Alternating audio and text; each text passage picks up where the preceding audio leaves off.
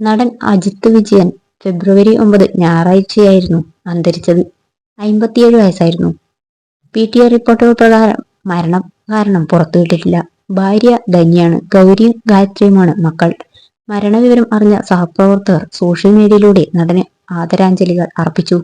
അജിത്ത് വിജയൻ ചെയ്ത കഥാപാത്രങ്ങളിൽ ഏറ്റവും അധികം പ്രേക്ഷക ശ്രദ്ധ നേടിയത് ബാംഗ്ലൂർ ഡേയ്സിലെ ജ്യോത്സ്യന്റേതായിരുന്നു.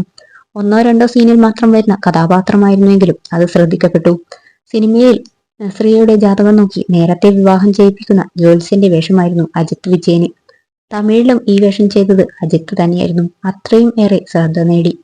അജിത്ത് വിജയൻ ചെയ്ത കഥാപാത്രങ്ങളിൽ ഏറ്റവും അധികം പ്രേക്ഷക ശ്രദ്ധ നേടിയത് അമർ അക്ബർ അന്തോണി, 5 സുന്ദരികൾ, ഒരു ഇന്ത്യൻ പ്രണയകഥ എന്നിവയാണ് അജിത്ത് വിജയൻ അഭിനയിച്ച മറ്റു സിനിമകൾ. കുള്ളന്റെ ഭാര്യയിലെ ജ്യോത്സ്യൻ വേഷവും ശ്രദ്ധ നേടിയിട്ടുണ്ട്. രാഷ്ട്രീയക്കാരനായി എത്തുമ്പോഴും അജിത്ത് കയ്യടി നേടി. ചെറിയ വേഷങ്ങളാണെങ്കിലും അജിത്ത് ചെയ്ത വേഷങ്ങൾ എല്ലാം ശ്രദ്ധേയമായിരുന്നു. സിനിമകൾക്ക് പുറമെ മിനി സ്ക്രീൻ പരമ്പരകളിലും അജിത്ത് പരിചിതനാണ്.